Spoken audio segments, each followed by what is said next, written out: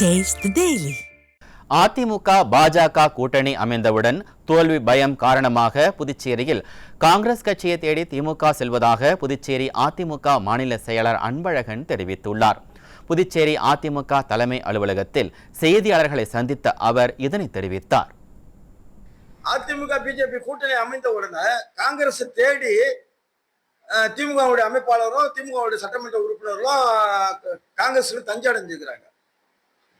இது வந்து எதை காட்டுதுன்னா தோல்வி பயத்தை காட்டுது.